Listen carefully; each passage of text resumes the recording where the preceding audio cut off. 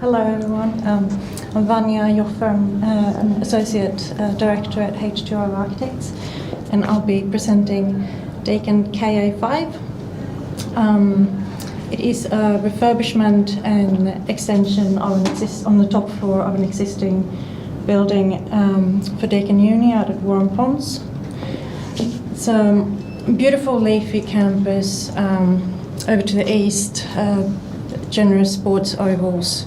To the south of the subject site, the yellow bit, a beautiful and very popular landscaped area in front of the food court and library. Building KA itself is from the 60s. It's had a number of refurbishments throughout the years, the top floor nearing the end of its lifetime. It's currently home to some 250 staff and students. And they're at a point where they're at maximum capacity, so part of the brief was to find a way that they could have future growth. So our solution was to, other than giving them a new fit out, to give them more space. And we did that by filling in a smaller central courtyard in the centre of the building that wasn't getting all that much use. Levels 3, 4 and 5. So obviously when you're doing something like an infill, light becomes really important. And the way we've dealt with that is the entire infill is really a series of glazed sawtooth roofs that run the entire length of the building. So they get lots and lots of ambient light from the south.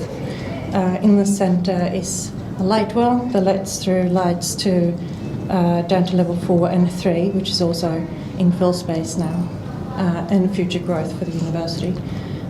You can see a little bit of level 4 below, and so they're currently using that as decanting space for the population of level 5, which saved us a fair bit of money on decanting, and we were also able to use the existing lifts and stairs. Level 5 itself is largely divided into 2 zones. On the right-hand side of the blue line is back of house staff and students.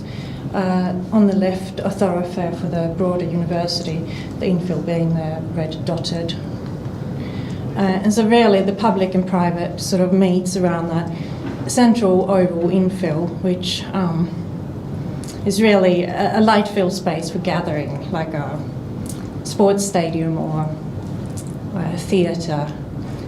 We called it a research theatre at some point.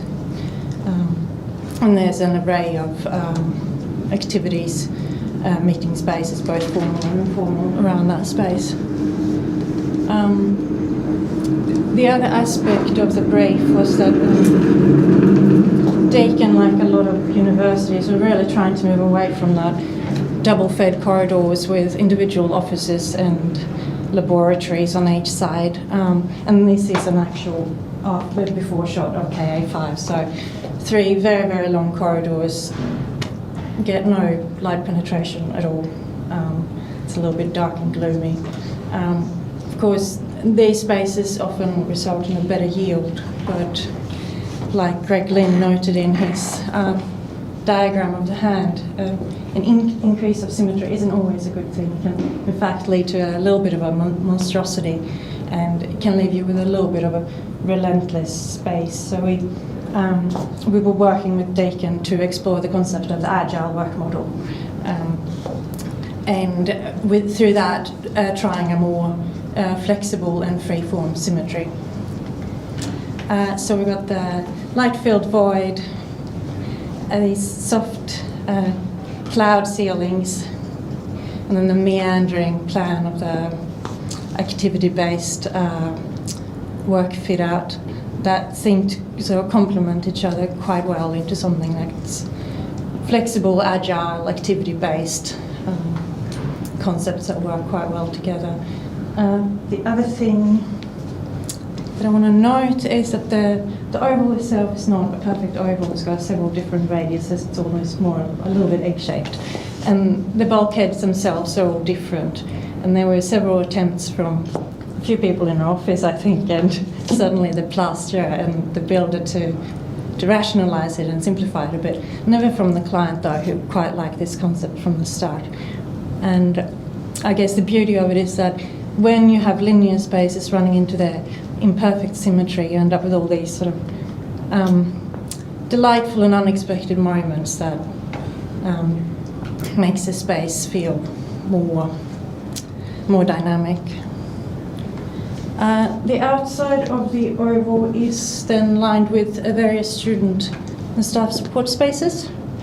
So we've got quite a lot of activity-based sort of breakout areas like discussion booths, balcony meeting spaces, a reading room for both staff and students, and of course a series of enclosed focus rooms, both allocated and unallocated.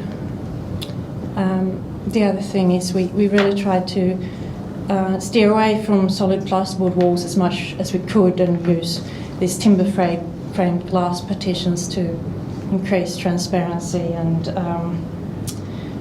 I guess work with the concept of a more inclusive and equal space that really is quite typical for the agile work model. Would have loved to show you some photos of the space with lots of people in it. 2 minutes left. The last lockdown sort of pushed the moving in date forward. I do get a few comments and it sounds really positive and they sound excited. And we did receive an email from the original client representative at handover, and he said, outstanding, congratulations on turning a sleepy old infirmary into a vibrant, exciting and inspiring space. So from what I can ascertain, it sounds like it's going to be a good match. Thank you. Thank you.